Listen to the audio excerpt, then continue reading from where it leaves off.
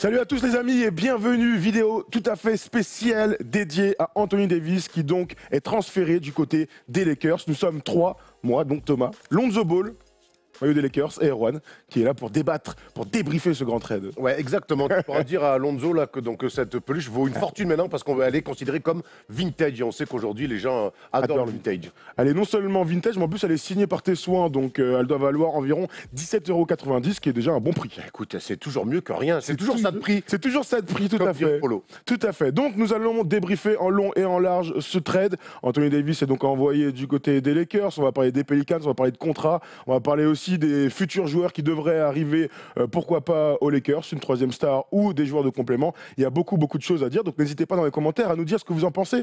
C'est toujours très intéressant d'avoir vos avis. Petite information, on en reparlera à la fin, mais sachez qu'avec Sport US Travel, vous pourrez aller voir Anthony Davis et LeBron James, hein, évidemment, ce nouveau duo du côté de Los Angeles, du 23 au 28 octobre. Il y a déjà un voyage qui a été mis en ligne, donc n'hésitez pas à aller réserver vos places puisque ça part très vite. Et puis voir ce duo maintenant presque légendaire, j'ai envie de te dire, sur le papier, sur le paplard, ouais. sur le papier, eh bien ce sera incroyable. Sur les mêmes dates, il y a aussi un voyage à New York pour voir les Knicks et pour voir Brooklyn. Pourquoi pas voir Kyrie du côté des Nets. Exactement. Voilà, on a fait ce petit truc, on en reparlera à la fin de l'émission en long et en large. Bref, allons donc sur le récap du trade, puisqu'il y a beaucoup de choses à dire. Les Lakers ont décidé d'envoyer la plupart de ces joueurs, hein, carrément.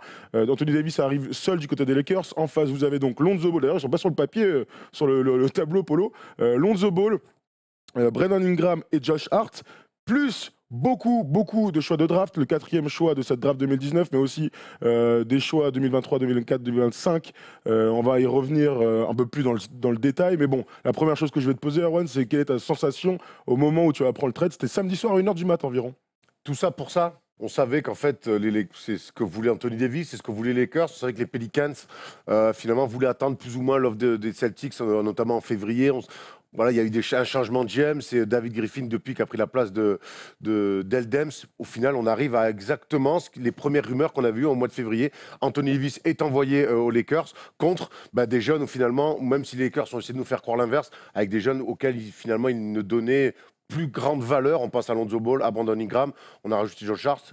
Kyle Kuzma semblait être le mec aussi à garder dans cet effectif par rapport à ses qualités de shooter aussi. Je pense qu'avec l'équipe qu'il va y avoir, un finisseur, c'était bien de le garder. Donc voilà, finalement, maintenant on va pouvoir débattre de la suite, mais c'est vrai que ce schéma-là, c'est finalement, souviens-toi, les toutes premières rumeurs de février, c'était quasiment pour en arriver là, quoi. On a l'impression que clairement, les deux équipes ont perdu du temps. Et donc des dramas assez incroyables. Entre-temps, Magic est parti et ainsi de suite. On aurait pu imaginer que si ce trade, exactement le même trade, hein, alors évidemment le choix numéro 4 pèse dans la balance énormément, et avant la loterie, on ne pouvait pas savoir que le choix allait être aussi haut, mais on aurait pu imaginer que sur ce type de trade, eh bien, ça aurait complètement changé la fin de saison des Lakers.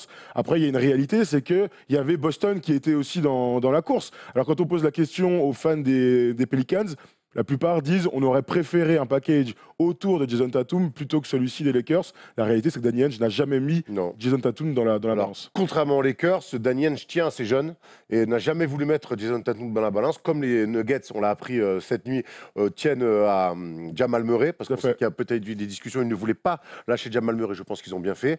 Et puis surtout, la grande différence par rapport au mois de février qu'il y a eu, c'est effectivement ce 4e tour de draft. Et c'est aussi que Rich Paul a dit Anthony Davis, s'il va à Boston, il viendra qu'une année. Et tu peux pas faire exploser des jeunes comme ça qui peuvent certainement t'amener au moins 10 ans de soleil dans ta franchise pour un mec sur une année. Parce que le truc, c'est que après, tu peux aussi imaginer qu'il fasse une Paul George, tu peux essayer de le convaincre, pour pas une Kawhi Leonard, donc qui n'a pas encore signé au moment où on parle. C'est un risque à prendre. Ça aurait pu être un risque. En fait, le vrai truc, c'est que on a l'impression que Danny Ainge a clairement, et tu as raison, fait le choix des jeunes, donc Jaylen Brown, Jason Tatum, encadré par Horford et ainsi de suite, plutôt que de faire all-in sur on prend Anthony Davis et Kyrie pourrait rester. Tu vois, c'est la sensation que j'ai là. Je crois pas qu'il a eu l'info quelque part en soum-soum de se dire non mais s'il vient, il viendra contre-cœur, il restera qu'une année. Après, on sait que on se souvient de Kawhi Leonard, et c'est le meilleur exemple, lui qui vient de la Champions League. Et Paul George. Kawhi Leonard, quand il est transféré à Toronto, les premières rumeurs, c'est il veut pas jouer là-bas, il jouera pas. Et en fait, et après, tu as Paul George, mais Paul George, il est allé là-bas, il s'est fait trader, il n'y a pas eu de rumeurs, il n'y a pas eu d'histoire. Il a fait son année, après il a re-signé, c'était certes Pour l'instant, c'est le seul exemple où le mec re-signe. Pour l'instant, Kawhi Leonard, il a gagné, mais s'il se barre, tu vois. C'est vrai, mais Kawhi Leonard, souviens-toi, à Toronto, ne voulait pas jouer. Mais c'est vrai que s'il se barre, bon, au moins, il aura offert un. Quoi qu'il arrive, c'est gagné. Maintenant, c'est un risque énorme de prendre Anthony Davis, on va en reparler, qui est souvent blessé, et de faire bazarder des mecs qui, mine de rien, depuis 2 ans, 3 ans, sont installés. Jalen Brown, Tatum. Tu vois, tu peux voir l'avenir avec. Oui, tu peux voir l'avenir avec. Autre offre, finalement, qui a pas eu beaucoup de résonance, c'est celle des Knicks. Finalement, j'ai l'impression aussi qu'ils n'ont jamais été réellement dans la course. Il n'y avait que les Lakers, que les Celtics. Voilà, c'était pour en dire un dernier mot. Ils ont d'autres projets. Ils sont sur d'autres projets. S'ils avaient pu, on ne crache pas sur Anthony Davis, évidemment, mais je pense que les Knicks sont sur d'autres projets. Moi, j'ai l'impression que les Knicks, il y a un mois, et mes plus grands fans autour de cette table m'ont dit il y aura KD, Kyrie, Anthony Davis, Zion Williamson. C'était la totale. Et vous allez vous retrouver avec RJ Barrett et Terry Rozier, ça va te faire drôle. Je n'ai jamais dit Anthony Davis, mais on en reparle. On en reparlera, évidemment, on fera des vidéos pour le début de la Free Agency. Donc replongeons dans ce trade et donc surtout pour l'instant du côté des Lakers. Ils ont enfin réussi à toucher le Saint Graal. Rob Pelinka a, après des semaines de négociations, réussi à attirer Anthony Davis. Alors il y a absolument tout à faire sur l'effectif en soi, sur le roster, sur le style de l'équipe, puisque des nouveaux coachs sont arrivés. Je dis bien des nouveaux coachs, puisqu'il y a 3 head coachs qui sont en place. Donc alors comment est-ce que tu vois Frank Vogel, Jason Kidd et un trou de mémoire le gars qui était au Knicks, le défenseur. Ah, j'ai oublié. Oh là, Mike Woodson. Mike Woodson, il fallait qu'il revienne. Monsieur Patate, frère de Mike Brown aussi. Bref, alors, en tout cas, voilà. Retournons sur ce petit trade pour vous expliquer un peu ce qui s'est passé. On va parler aussi du contrat d'Anthony Davis, puisque en fonction du moment où le trade sera acté, son contrat va changer et donc le cap space qu'auront les Lakers lors de la free agency changera aussi. Alors on vous l'explique, officiellement Anthony Davis a un contrat de 27 millions de dollars, mais il faut savoir qu'à partir du moment où il est transféré, dans son contrat, il a une trade kicker. Donc en gros, c'est un bonus. Si tu es transféré, on rajoute 4 millions de dollars à ton contrat, donc au salary cap l'année prochaine pour notre ami Anthony Davis. Donc on parle de 27 millions de dollars. Il n'est pas obligé de l'accepter. Hier, on disait qu'il allait le faire. Aujourd'hui, on dit qu'il pourrait choisir de ne pas la prendre en fonction des rumeurs et des besoins des Lakers. Donc ce serait intéressant, ce serait un pas vers les Lakers pour ce renforcement. Alors je vais retrouver ce petit machin. Est-ce que toi d'ailleurs, tu penses qu'il va la garder, pas la garder? Ouais, moi je pense. 4 millions de dollars? Bah oui, bon, ça reste 4 millions de dollars. Après, je pense qu'il a quand même envie, tonton, d'avoir une équipe compétitive et il aurait tout intérêt parce que c'est bien LeBron, c'est bien Anthony Davis. Bah, le basket, jusqu'à preuve du contraire, je crois qu'il faut être au moins 5 sur le terrain. Et là, quand on voit, quand on fait la revue d'effectifs des Lakers, il va leur falloir un petit peu de viande, il va leur falloir des soldats.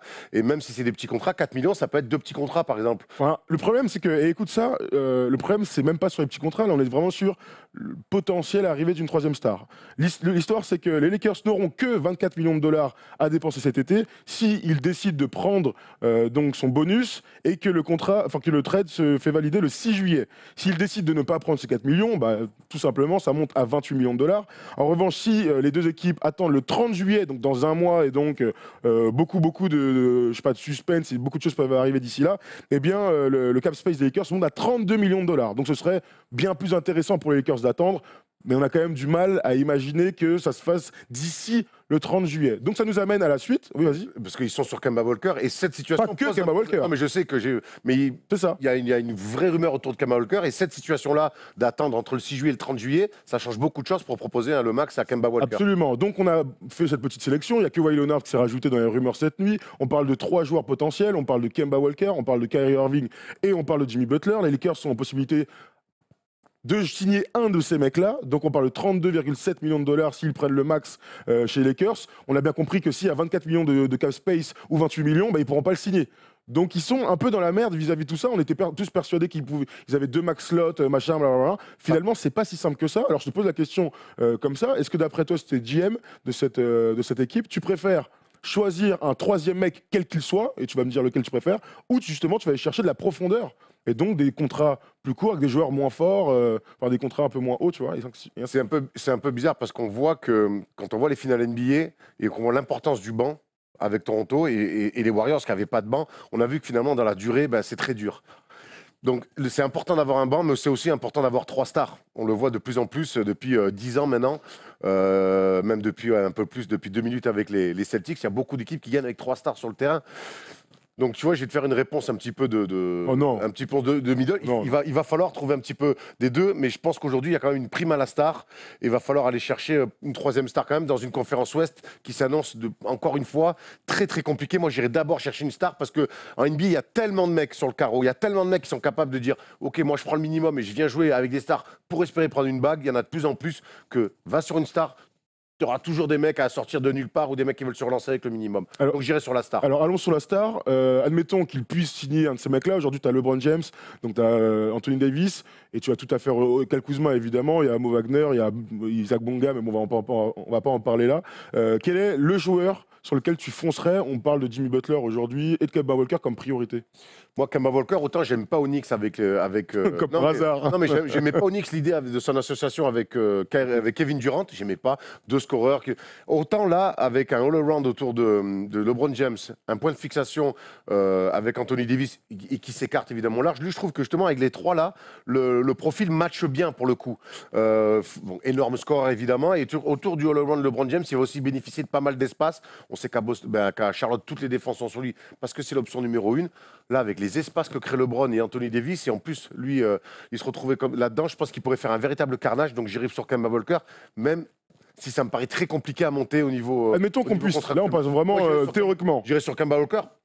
Bon, après, Kyrie Irving, forcément, c'est du tout beau. Le truc, c'est que Kyrie Irving Kemba, sur le principe, c'est exactement le même profil. L'autre c'est le même profil. Admettons, oui, Kyrie est plus fort. Le seul truc qui peut changer, c'est que ce serait un Cavs 2.0, quoi. Ouais, c'est moi, avec Anthony Davis à la place de Kevin Love. Donc, il y a un peu plus d'excitation autour de Kemba Walker pour voir une nouvelle association. De nouveau, voilà. Mais en vrai, ce serait exactement la même chose. J'ai du mal aussi à ne pas aller dans ton sens. C'est vrai que tu mets un meneur de jeu, force scoreur, et qui est capable de mettre dedans à l'extérieur, eh bien, ça va permettre à LeBron James d'être LeBron James et pas d'avoir le profil d'équipe de l'année dernière. On rappelle qu'ils ont choisi de prendre beaucoup de créateurs balle en main, donc du Rondo, du Stephenson, du Lonzo Ball, donc autour de LeBron James, de Brandon Ingram, qui ont besoin d'avoir la balle, plutôt que d'avoir des gars autour de LeBron, comme c'était le cas à Miami ou côté des Cavs. Donc j'irais aussi peut-être sur Kemba Walker. Maintenant, le truc avec Butler, c'est que ça te permet d'avoir un deuxième mec qui défend le plomb. On sait que LeBron, ces dernières saisons, il s'était clairement relâché défensivement. Tu as un deuxième mec qui est capable de prendre la balle, de te mettre des gros tirs, qui va t'apporter de l'adresse. Alors certes, moins régulier que les autres, mais en tout cas, qui peut mettre des gros tirs en fin de match.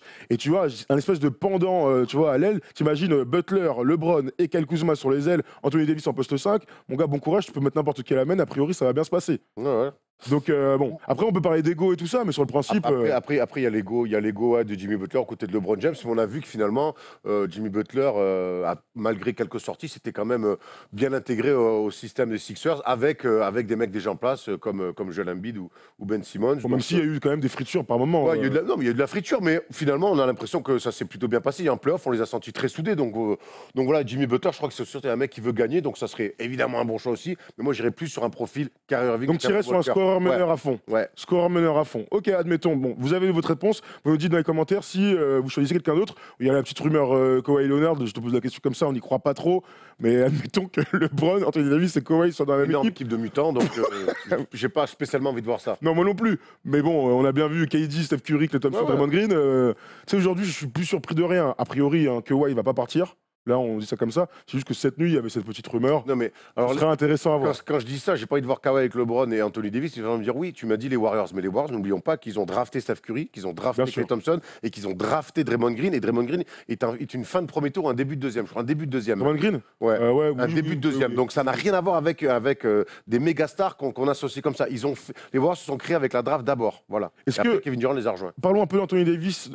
C'est clairement le choix qu'il avait absolument en tête. Il voulait aller aux Lakers. Il rejoint une lignée de big men, voilà, incroyable. On a vu cette photo avec Karim, Shaq, Wilt, George Mikan, je sais pas. Voilà, super, merci Polo. Pau Gasol qui a gagné évidemment. Personne n'a mis Dwight Howard. Cette magnifique saison 2012-2013 qui restera dans les annales. Lui aussi portera son petit t-shirt comme Dwight Howard à l'époque. Alors Anthony Davis, pour toi, c'est le meilleur choix de sa carrière possible, tu vois, d'arriver dans cette franchise avec LeBron. Ça change quand même pas mal de choses. Il l'a voulu.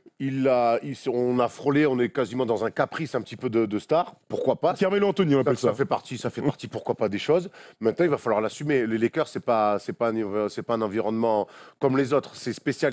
Il y a énormément d'attentes et on a la chance d'y être allé 3 fois en 1 an et demi là-bas. On espère retourner rapidement. On parle beaucoup avec Brad Turner, donc le correspondant là-bas pour le LA Times. Il y a énormément d'attentes autour de AD aux Lakers, comme il y en avait pour Dwight Howard. Donc va falloir maintenant. Il est plus dans son cocon tranquille aux Pelicans où c'est la resta et que peu importe si tu gagnes ou si tu perds, finalement, c'est toi la star. Là, il va y avoir une énorme attente après une saison très décevante avec LeBron James.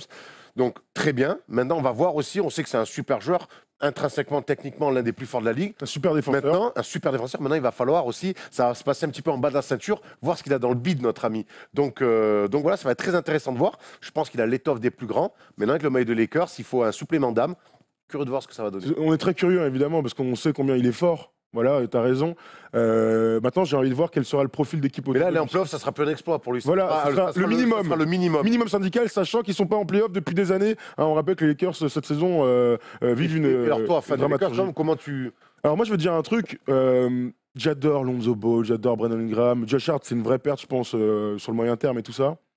Maintenant, l'artifice qu'ont mis en place Magic et Rob Pelinka, c'était ça, on veut des superstars aux Lakers, et mine de rien, on peut dire ce qu'on veut, la reconstruction, elle était faite pour que soit un top joueur arrive de la draft, ce qui n'a pas été le cas, il y a des bons joueurs qui sont arrivés mais pas des top joueurs, soit ça se passait sur la free agency ou par trade, ce qui est aussi l'ADN des Lakers. Moi je suis ravi de voir Anthony Davis arriver, tu vois, quand je repense à la retraite de farewell tour de Kobe, si on me dit dans 2 ans, vous n'avez toujours pas fait les Lakers, mais que tu as Anthony Davis et LeBron dans l'équipe, bravo. Bravo. Alors oui, ils ont tout fait péter. Et oui, on va parler des choix de draft. Ils ont sûrement lâché beaucoup trop. Mais il n'empêche que quand je regarde aujourd'hui, ils sont 4 dans l'équipe, mais aujourd'hui, les forces en présence, ils ont réussi leur coup. C'est ça la réalité. Et surtout, s'ils n'avaient pas fait ce trade, je pense que ça aurait été une catastrophe. On parle de Bradley Beal qui aurait pu arriver et tout, mais ça aurait été une catastrophe si les joueurs étaient restés. Ils se sont rendus, avec ce trade, ils se sont rendus de nouveau attractifs pour la free agency, ce qui n'était pas le cas avant qu'Anthony Davis a arrivé en ça. Et en ça, c'est un bon coup. Sachant que dans les bureaux, c'est une catastrophe. Tu vois, il y a tout aussi. Il y a l'ingérence Lakers, Ginny Buss et tous les courants de pensée qu'il y a au sein des Lakers. Magic, quand il est parti, il a défoncé tout le monde. Et bien là, en amenant un atout ultra spectaculaire sur le plan sportif, tu as raison, il redevient attractif. Et on ne serait pas étonné si une 3e star arrivait. Et ça, c'est quand même une évolution incroyable. Je parle de Magic. Est-ce que tu as vu le tweet incroyable qu'il a mis Well done, Rob. Good job, Rob Pelinka. Le mec qui le démonte dans une émission pour lui dire bien joué. Lui, dans la Lui, dans la com, vraiment, j'ai jamais vu ça. T'as le droit de rien dire aussi, mais bon. T'as le droit de rien dire. Bon, après, ils sont amis de 15 ans. On rappelle, Rob Pelinka a dit, juste avant la sortie sur First Take de Magic, il y a 2 jours, on avait des super discussions tous les deux. Je ne comprends pas pourquoi il lit ça sur moi. Enfin bref, ce sera intéressant de voir.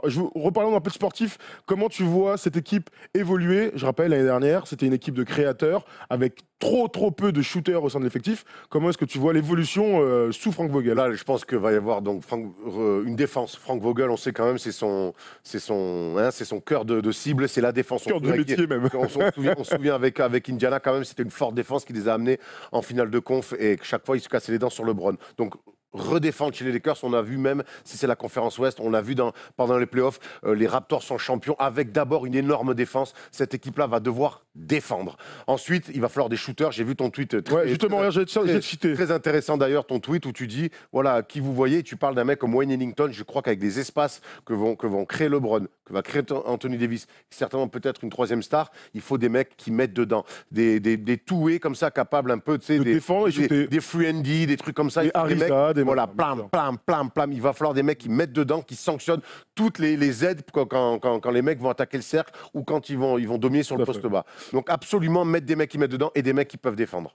Je vais complètement dans ton sens. L'année dernière, ça a été une cata parce que la structure d'équipe était vraiment ratée, on va pas se mentir. Pour moi, ils doivent faire ce qu'il s'est passé à Miami sous Spoelstra avec LeBron, c'est-à-dire d'abord une défense mais enculée. On l'a dit à plusieurs reprises, mais la défense de Miami, dans les rotations, dans l'agressivité, dans le fait de se donner beaucoup de courses ensuite sur la transition, c'était un modèle de réussite. Je pense vraiment qu'il va, même si LeBron a changé depuis cette époque-là, il faut qu'il se mette dans cette optique-là avec un grand qui est Anthony Davis, qui est capable justement de jouer le goalkeeper, ainsi de suite. Donc quelques noms, je reprends le tweet, avec quelques mecs. Aujourd'hui, il y a encore, Rondo arrive en fin de contrat. Pour moi, Rondo, il doit rester, parce que quand LeBron n'est pas sur le terrain, il faut bien un autre mec qui soit capable de distiller un peu. Rondo pas cher, ça se fait. Tyson Chandler, qui a fait une bonne saison l'année dernière, en backup, il faut garder ce genre de mec. Je suis persuadé qu'il peut s'inscrire dans le projet. Il y a Mike Muscala, qui clairement est arrivé kata, mais au moins il a ce profil de frère.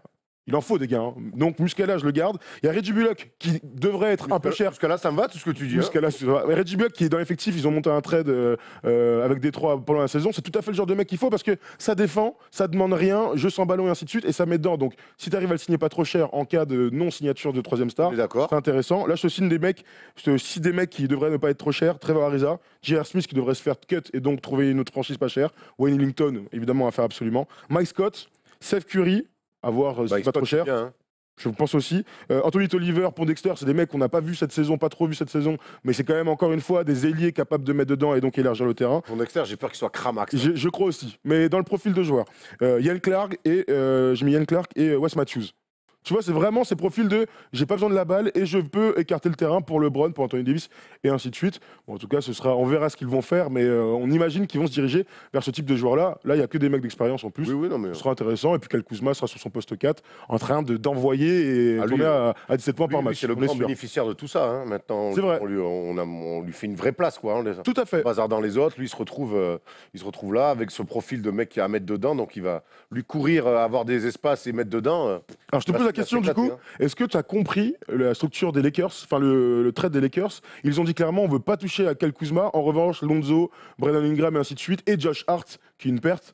Et tous les choix de draft, on va en parler dans 30 secondes. Est-ce que tu comprends ce choix d'avoir gardé Kuzma absolument? Dans le délire, je défends et je mets dedans, c'était bien. Après, il fallait lâcher des choses, il fallait quitte à être un peu perdant dans le nombre.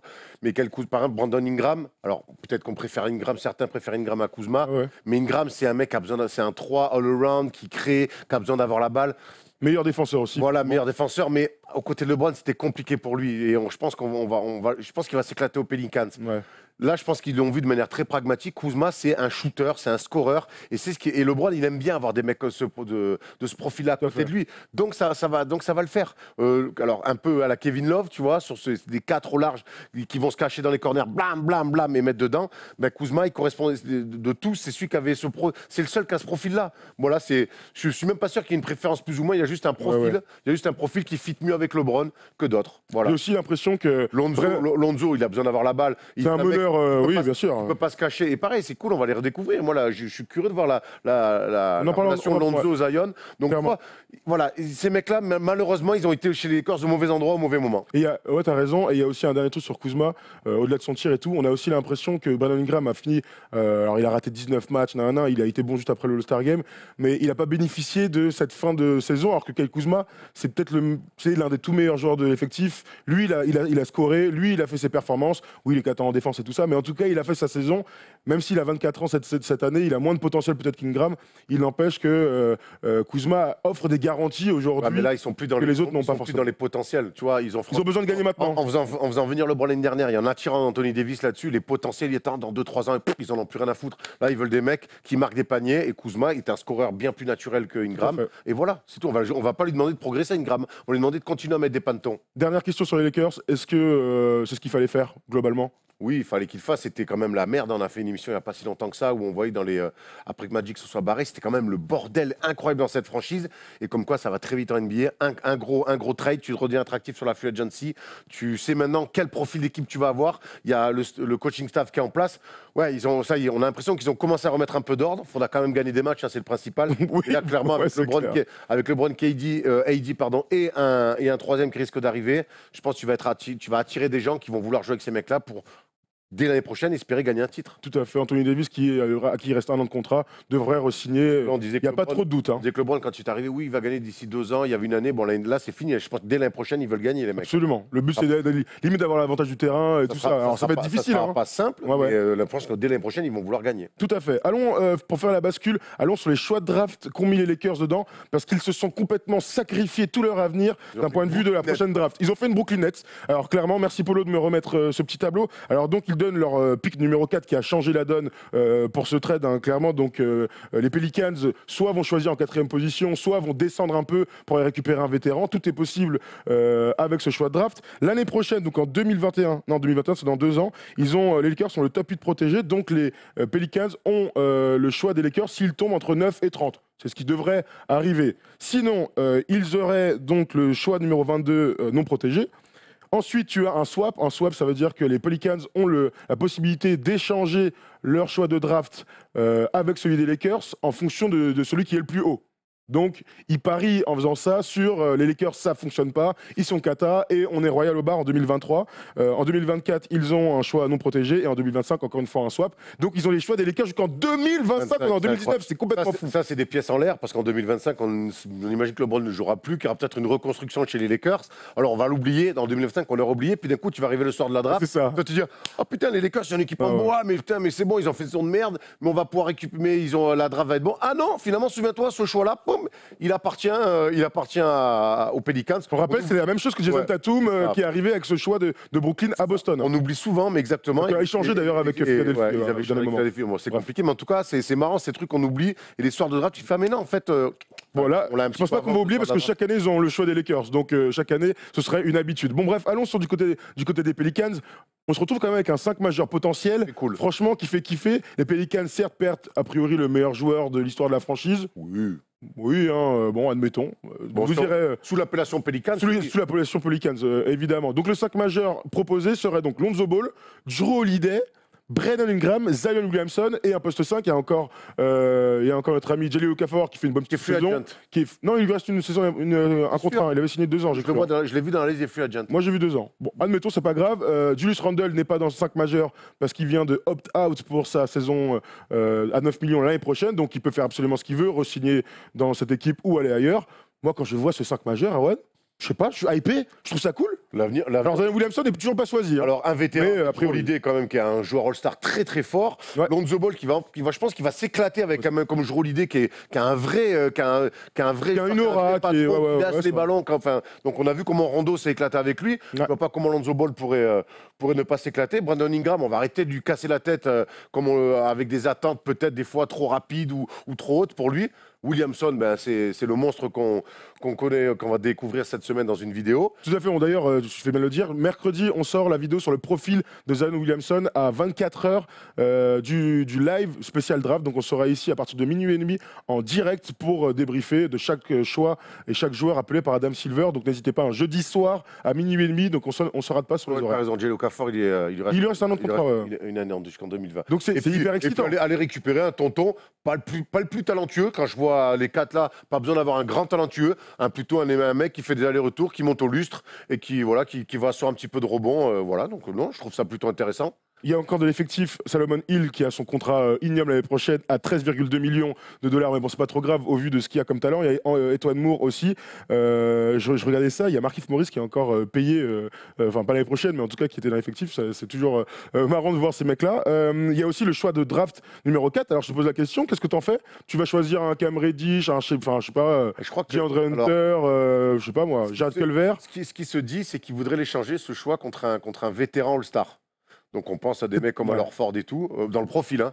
Alors All-Star, c'est un grand mot, je pense qu'ils l'auront pas. En tout cas, un mec solide à mettre encore plus. Qu'est-ce que tu ferais? Tu rajoutes un autre jeune moi, je rajoute. Quitte à jouer la carte jeune, joue-la à fond, quoi. Joue-la à fond. De toute façon, là, pour le coup, ils sont sur un projet à moyen terme, avec des jeunes. Joue la carte à fond. Regarde, alors, c'est pas une draft de grand pivot, j'ai l'impression. Il y a pas, arrête-moi si je me trompe, mais je crois qu'il n'y a pas beaucoup de pivots. Donc, je sais pas. Premier choix, en tout cas. Là, faudrait étudier un petit peu les possibilités. Mais c'est vrai que comme c'est pas une draft de pivot, qu'est-ce que... Mais de toute façon, là, t'es pas obligé d'aller chercher non plus un grand. Tu peux aller prendre soit le meilleur. Après, il y a ce truc de peut-être échanger et de descendre un peu, tu vois.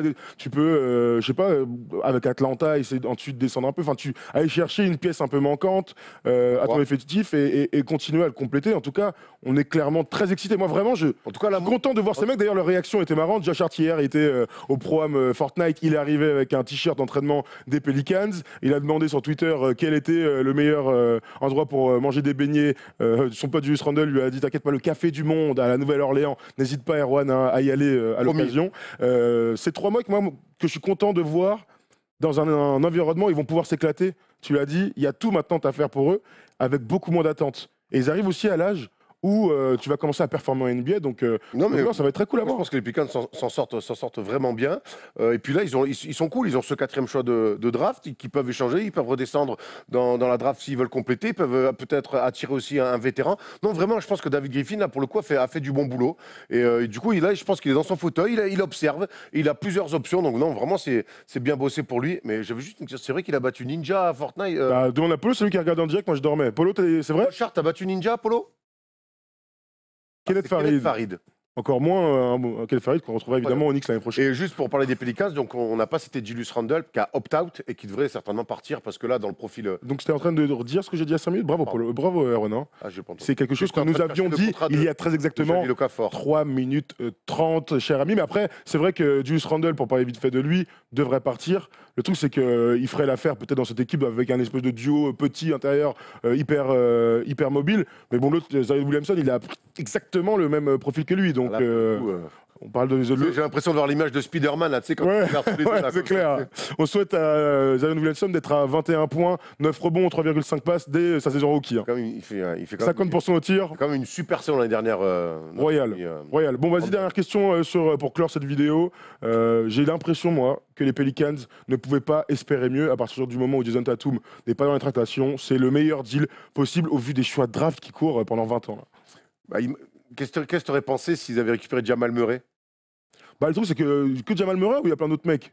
Bah, je pense que c'était lui la pièce principale. Ça aurait été mais Denver, bon, ils ont dit non. Moi, ça c'est un truc que moi je l'ai jamais vu. Cette rumeur, je l'ai jamais vu. Hein. Ah, si, je l'ai vu ce matin, moi. Ah, bah, peut-être, mais je l'ai jamais vu. Je l'ai vu ce matin, donc apparemment. Moi, je préfère largement ça. Moi aussi. Où t'as de la profondeur, où t'as des jeunes talents, t'as une drame qui a un plafond. Et les choix de draft, c'est incroyable. Hein. J'étais très surpris de voir cette rumeur, Après Anthony Davis au kitsch. Après peut-être. Pour un an. Après peut-être qu'ils se sont fait mousser. Ils ont fait mousser ça pour faire monter les enchères. D'agent là. Non, en tout cas, c'est ce qu'on voulait voir, Anthony Davis aux Lakers. Et lui aussi voulait se voir aux Lakers. Donc voilà, maintenant l'aventure commence pour lui. Ben, vivement la Summer League, le mec qui connaît rien.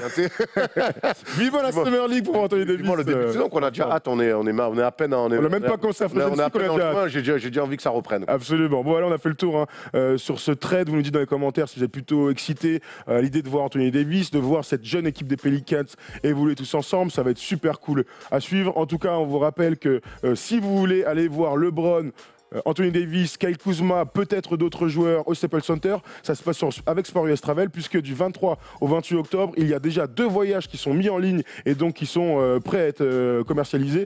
L'un donc du côté de Los Angeles avec des matchs des Clippers, on verra ce qui se passera du côté des Clippers, et donc des matchs des Lakers, ou du côté de New York avec peut-être KD en habit de ville du côté des Knicks. C'est ce que Erwan souhaite ardemment depuis des mois et des mois. En tout cas, voilà, on vous invite à aller sur sportustravel.com, d'aller vous abonner sur les réseaux sociaux et de prendre des voyages. On vous assure que ça va être grandiose. Moi, j'espère y être. Allez à Los Angeles en octobre pour voir LeBron James et Anthony Davis sur leur nouvelle avec ce nouveau duo-là.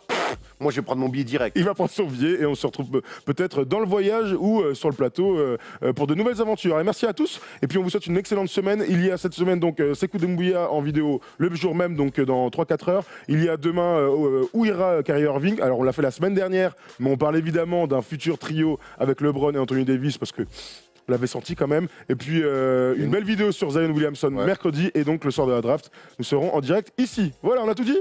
Il me semble. Merci à la régie, merci à toi, merci à Polo. Et puis merci à toi, Erwan. Hein. Bravo, tu étais parfait. Tu es le meilleur. Tu es le meilleur. C'est nous le meilleur duo de la NBA. Allez, salut les gars.